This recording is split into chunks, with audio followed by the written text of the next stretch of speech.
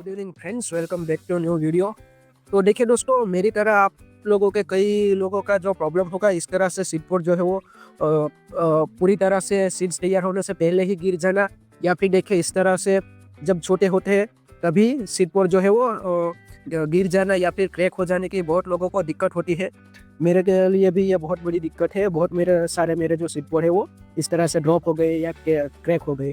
तो इसके पीछे क्या रीज़न होता है, क्यों ऐसा होता है, इसी के बारे में आज के वीडियो में हम बात करेंगे।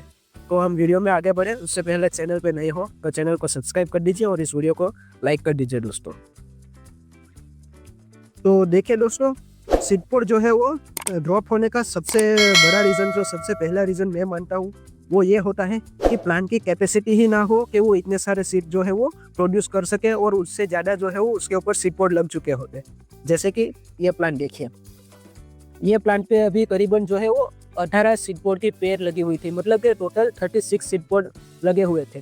तो प्लांट तो वैसे ही 60 साल पुराना है और काफ़ी अच्छा खासा मैच्योर भी है, लेकिन देखिए इसकी जो कैपेसिटी हो इतने सारे सीड पोड को न्यूट्रिशन पहुंचाने की नहीं है।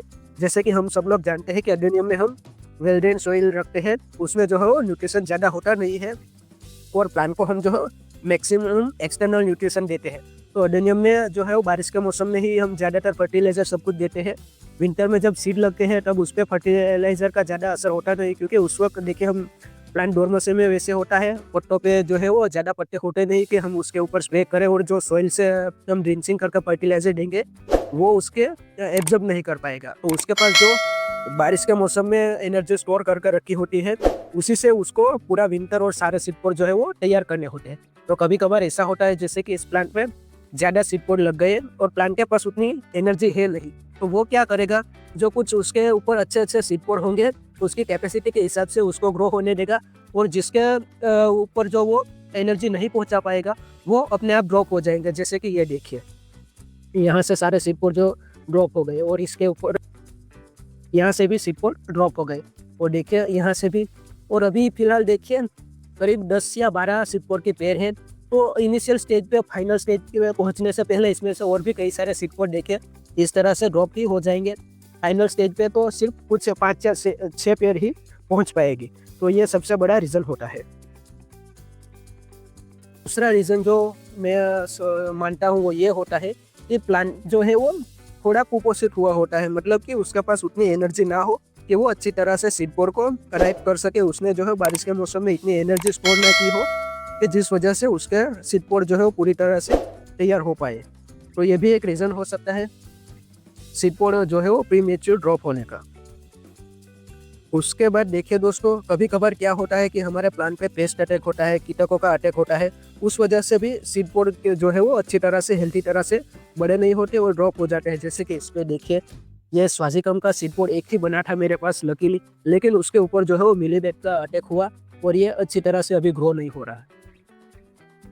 और इस प्लांट पे भी देखिए दोस्तों, बहुत ही हेवी तरह से मिलीबग का अटैक हुआ था, तो उसके जो सीड पोड थे वो मैक्सिमम जो है वो अच्छी तरह से ग्रो नहीं हो पाए। देखिए जो कुछ बड़े भी हुए तो वो भी अच्छी हालत में नहीं हुए, मतलब कि पूरे एनर्जी के साथ ड्रॉप जो है वो नहीं बने। तो मिलीबग और जो माइट्स होती है उसके अटैक से भी कभी कभार जो है वो सीड पोड ड्रॉप हो जाते हैं।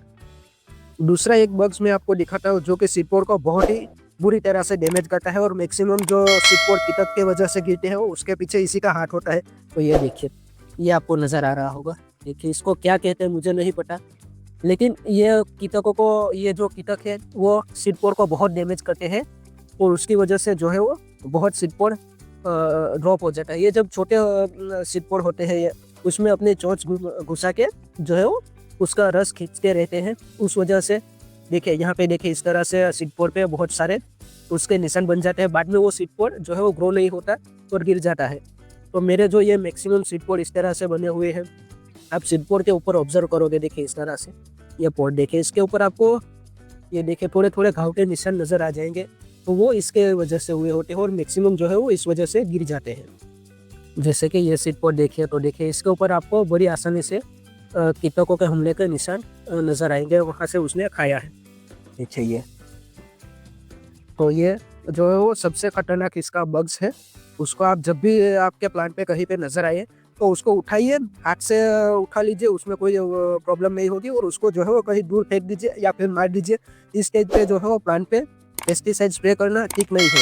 पेस्टिसाइड से भी जो है वो सीड पॉड ड्रॉप हो जाता है। तो इस स्टेज पे पेस्टिसाइड या कोई भी फर्टिलाइजर कभी भी स्प्रे मत कीजिएगा, क्योंकि प्लांट ऑलरेडी जो है वो डोर्मेंसी में होता है और उसके वो जो एब्जॉर्ब करने की कैपेसिटी होते नहीं, उल्टा जो है वो पेस्टिसाइड या फर्टिलाइजर नुकसान पहुंचाते हैं।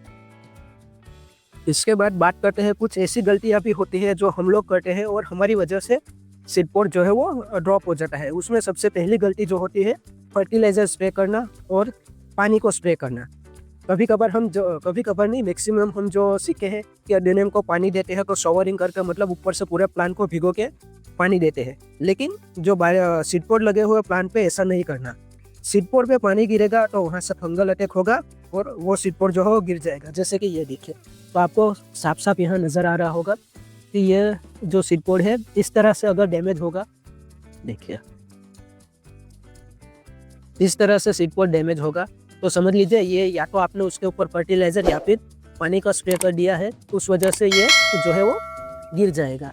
तो ये देखिए काफ़ी हेल्थी सीड पॉड था और इसके ऊपर पानी का स्प्रे लग गया, तो उस वजह से देखिए हर बार ऐसा नहीं होता, लेकिन मैक्सिमम टाइम जो है वो पानी की वजह से सीड पॉड ड्रॉप हो जाता है। तो जो भी प्लांट पर सीड पॉड लगे हो उसके ऊपर आप शावरिंग मत कीजिएगा। उसके बाद जैसे कि मैंने बताया कि प्लांट को जो है वो कभी कभार फर्टिलाइज़र का ओवरडोज हो जाता है, या फिर देखिए जैसे मैंने बताया कि अभी फर्टिलाइज़र की ज़रूरत भी नहीं होती, लेकिन फिर भी हम फर्टिलाइज़र देंगे तो उस वजह से देखिए इस तरह से तो फर्टिलाइज़र की वजह से देखिए इस तरह से सीड पॉड जो है वो यहाँ से अपनी जो पकड़ होती है वो छोड़ देगा और सीड पॉड गिर जाएगा। तो ये भी एक रीज़न होता है। तो अब बात करते हैं दोस्तों ऐसे कुछ रीज़न की जो कि वेदर की वजह से होते हैं, हमारे हाथ में नहीं होता। जैसे कि अभी बारिश, ठंड का मौसम चल रहा है दोस्तों, और हम जगह जगह पे ठंड के मौसम में आपको पता होता है कि जो फ्रॉस्ट होता है, डुमस कहते हैं हमारे यहाँ सुबह सुबह, तो वो भी सीड पॉड को बहुत डैमेज करते हैं। उस वजह से भी सीड पॉड जो है वो सीड पॉड ड्रॉप हो जाते हैं और क्रैक हो जाते हैं। तो ये देखिए, ये नेचुरल डिजास्टर समझ लीजिए हमारा, कि जो फ्रॉस्ट होता है उसकी वजह से गिर जाते हैं। उसका हम कुछ नहीं कर सकते हैं। अगर आपके पास पॉली हाउस है तो उसमें आप प्लांट को रखें, और जो फ्रॉस्ट होता है और ज़्यादा ठंड से हम उस तरह उसको बचा सकते हैं।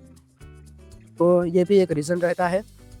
जब भी आपके पास अगर पॉली हाउस की सुविधा है या फिर अगर थोड़े ही प्लांट है तो आप उसको उठा के पॉली हाउस में रख दीजिए, सभी प्लांट को मत रखिए। अगर आपके पास जगह की कमी है तो जो प्लांट पे सीड पॉड लगे होते हैं उनको आप उठा के पॉली हाउस में रखिए, जिस पे नहीं है उनको आप बाहर रख सकते हो, उसमें कोई दिक्कत नहीं होगी। तो जो फ्रॉस्ट होता है और ठंड ज़्यादा होती है उस वजह से सीड पॉड जो है वो गिरने का चांस बहुत रहता है। बाकी तो जैसे मैंने आपको बताया कि प्लांट के कैपेसिटी के हिसाब से उसके ऊपर सीड पॉड तैयार होंगे, जो कैपेसिटी के से बाहर होंगे वो अपने आप गिर जाएंगे। मेरे तो कई सारे सीड पॉड, जैसे कि आप देखिए इसके ऊपर कई सारे सीड पॉड लगे हैं। इसका मतलब ये थोड़ा है कि ये सारे सीड पॉड जो है वो पकेंगे और उसमें सभी में से सीड्स निकलेंगे। दोस्तों प्लांट जो है वो अपनी कैपेसिटी के हिसाब से ही सीड्स बनाता है, तो उसमें उतने ही सीड निकलेंगे, बाकी जो है वो अपने आप जो सीड पॉड ड्रॉप हो जाएगा। अगर ड्रॉप नहीं होगा, ऊपर तैयार भी होगा, लेकिन उसमें से जो सीड्स है वो जर्मिनेशन लायक निकलेंगे ही नहीं। तो प्लांट जो है वो जैसे उसकी कैपेसिटी होती उतना ही सीड पॉड बनाएगा। तो बस दोस्तों आज के वीडियो में इतना ही।